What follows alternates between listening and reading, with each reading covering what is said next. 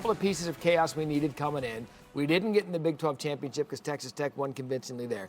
The second part of the conversation was Alabama, because if they go into the SEC championship game and they get blown out by Georgia, where does that leave them tomorrow? Well, it left them down early because the special teams for Georgia blocked the punt. And this is a great start for Georgia's defense and really just shows what they did in this game. This was just the beginning, the first turnover. And then Gunnar Stockton rolls out. Roderick Robinson with the touchdown, 7-0 Dogs. Yeah, excellent job, and also excellent play call down there on the 2-yard line, getting Stockton on the edge, easy throw. And guys, right out of the gate, Dylan Bell, it's 14-0. Yeah, you see Gunnar Stockton just was really comfortable in the pocket, just no pressure in his face. And then Nate Frazier literally untouched. I mean, this is about as good as you can block up a run game right there. Nobody there for Nate Frazier.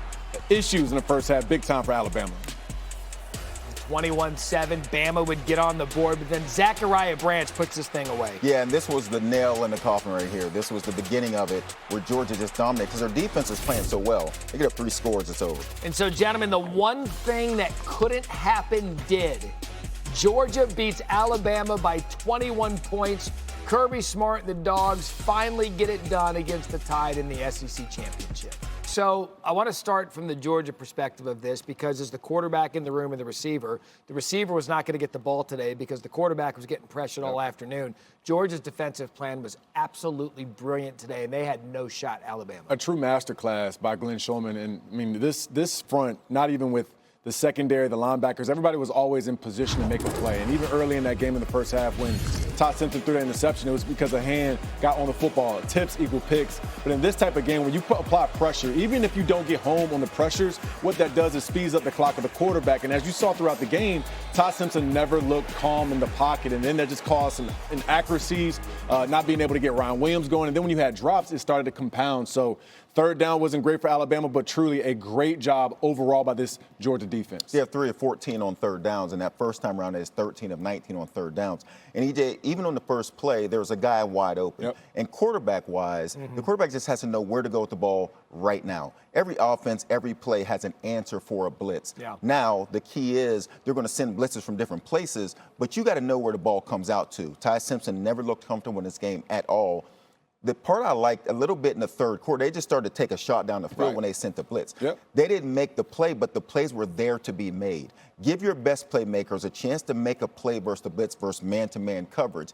This is the first time all season long we've seen the receivers of Alabama not come through for their offense and make those plays. Yep. But those are better decisions. Just get it out of your hands as opposed to taking sacks or throwing balls in harm's way. This Georgia defense has been completely different since the Ole Miss game. They are a national championship level defense. They are playing that good, and they are finally SEC champions when taking on Alabama. So you look at that, back-to-back for the first time in program history, outright SEC champions. Last year and this year. Last year they beat Texas. This year they get their nemesis Alabama. So Kirby Smart has his program right where he wants it, headed into the college football playoff. The committee, again, now listen, on a normal Saturday, they're watching multiple games. This is the only show in town during the 4 o'clock window. So this committee was looking at the 9th-ranked team in the country, watching what they were doing against Alabama in a game that ultimately ended up being a 28-7 blowout in favor of Georgia. So now the conversation I think everyone's waiting to have, because this is the first bit of the chaos we needed for a wild selection Sunday, and it's that Alabama. One, I think all of us came into Saturday believing you should not be punished for playing in a conference championship game. However, BYU beat down against Texas Tech, and in this case, the conversation piece, Alabama getting blown out against Georgia. Joey, where do you stand? I stand the same place I stood when the game started. The teams that are playing in championship games on this weekend, in my opinion, and believe me, this doesn't have any names attached to it. It doesn't matter who the team is that's playing versus the team that's not playing.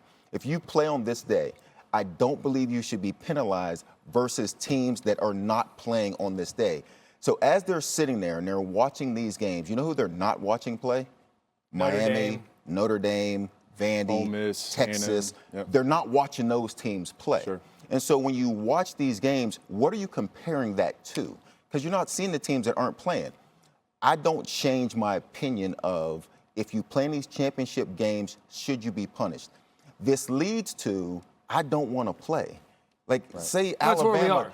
Alabama literally should have said, why would we go play this game if we can only be punished? We're not going to be rewarded. We're already inside the bracket. So where's the reward versus Where's the punishment? The part that makes it tough, though, Joey, is the fact that now this is a third loss for Alabama. So technically, if they're re-racking, which is what Hunter Yurachek said they were going to do next week, re-rack and rank the top 25, well, now you're looking at a 3-loss Alabama versus a 2-loss Alabama that you now can't say is the same as Miami or Notre Dame, which are some teams that didn't play Bama didn't play this weekend. Say Bama then didn't Bama would have been safe. I agree. And it was Texas A&M that played. Okay, and therein is the argument for me. I agree. In these I hear what you're saying. situations, Yeah. you're playing an extra game that really there's no benefit to doing. If BYU were to win, they get in. And Texas Tech would They too. weren't going to get in if they didn't win.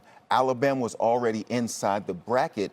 There's really no benefit for them. Now, for you, is there a way you lose?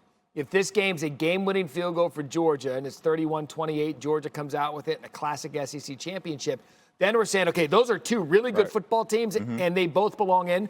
But in this game, there was clearly a team that was superior to the other, and it wasn't even close. And you know who they were better than also?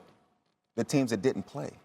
And so I'm comparing it to the teams that I'm seeing in the bracket already there. I am not comparing it to the teams I didn't get a chance to see play.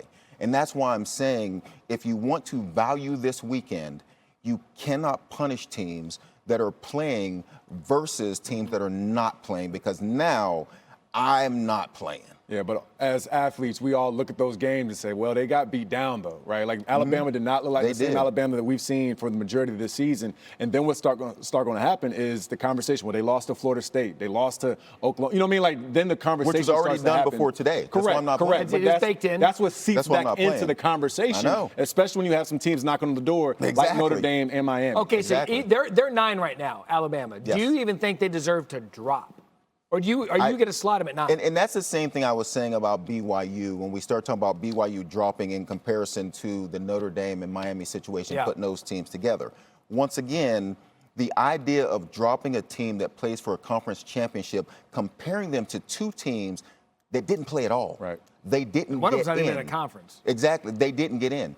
I don't think that's the way it should be done. I'm not saying that the committee won't do that. Right. I'm saying if I was in the room, that's the way I would look at it. You want this, you got that. No way, watch them walk right past you. Run fast while you have